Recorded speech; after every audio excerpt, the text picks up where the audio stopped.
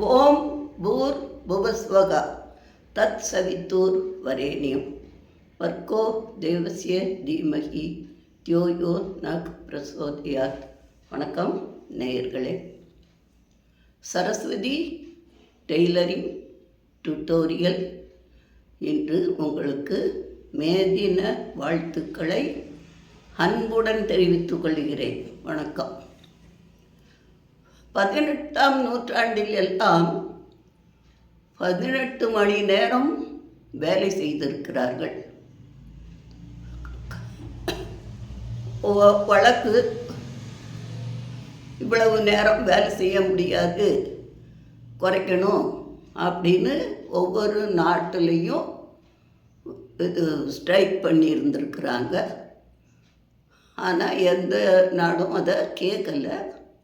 இப்படியே அடிக்கடி ஸ்ட்ரைக் பண்ணவும் இதுவுமா இருந்து 18 மணி நேரங்கிறது, அப்புறம் 15 மணி நேரம், அடுத்து 12 மணி நேரம், இப்படிமா கொஞ்சம் கொஞ்சம் குறைக்கப்பட்டு அடுத்து 1886ஆம் ஆண்டில் அமெரிக்காவில் எல்லாம் ஒரு 3.5 லட்சம் மக்கள் ஒன்று கூடி மே 1ஆம் தேதி ஸ்ட்ரைக் பண்ண ஆரம்பித்தாங்களாம். 18 மணி நேரத்தை குறைக்கணும், 8 மணி நேரம்தான் வேலை வாங்கணும் அப்படின்னு ஊர்வலம் போயிருக்காங்க. அப்போது காவல்துறை ஷூட் பண்ணியிருக்குது. அதுலேயும் நிறைய பேர் இறந்துருக்காங்க. இறந்தவங்களையும் தூக்கிக்கிட்டு, பாடியை தூக்கிக்கிட்டு ஊர்வலமாக போய் அந்த வெற்றி கொடியை நட்டிருக்காங்க. அமெரிக்கா பார்த்து நடுங்கிருச்சான். சரி, கோரிக்கையை நிறைவேற்றியே ஆகணும் அப்படின்னு சொல்லி ஒப்பந்தம் பண்ணி தொழிலாளர்கள் இனிமேல் 8 மணி நேரம் வேலை செய்தால் போதும் அப்படின்னு கையெழுத்து போட்டதான் அமெரிக்கா. அதை நினைவு கூறும் வகையில் மே 1ஆம் தேதியை தொழிலாளர்கள் தினம் அப்படின்னு சொல்லி அரசு விடுமுறையாக அறிவிச்சிருக்கு. சென்னையில் 1923ஆம் ஆண்டில் அந்த கடற்கரை பக்கமாக இந்த 8 மணி நேரம் வேலை அப்படிங்கிறத உறுதி பண்ணியிருக்கு.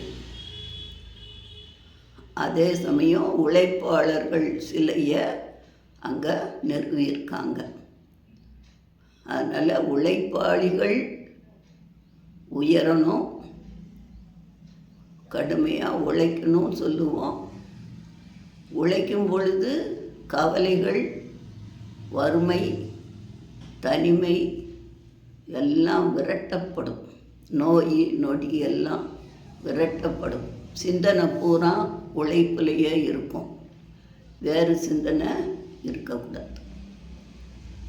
அப்படின்னு பார்க்கும் பொழுது வேலை செய்து ஊதியம் வாங்குறவங்க தான் உழைப்பாளிகள் அப்படின்னு கணக்கு கிடையாது.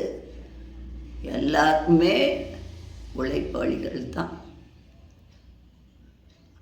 ஆண் வெளியே போய் வேலை செஞ்சு மாதம் சம்பளம் வாங்குறாரு அப்படின்னா, பெண்கள் வீட்டுக்குள்ளே இருந்தால் அவங்க சும்மா இருக்காங்கன்னு கிடையாது. அவங்க செய்கிற வேலையை அளவிட்டு சொல்லவே முடியாது. ஆக ஆண்களை விட பெண்கள் அதிகப்படியாகவே வேலை செய்கிறாங்க. சரி, பெண்கள்னு எடுக்கிறோம். அடுத்து குழந்தைகளை யோசிங்க. குழந்தைகள் வேலை செய்யலையா அப்படின்னா அதுவும் வேலை தான். என்னைக்கு கருவிலேருந்து வெளியே வந்துருச்சோ உலக இயல்புக்கு ஏற்ற மாதிரி அது இயங்க ஆரம்பிச்சிருது.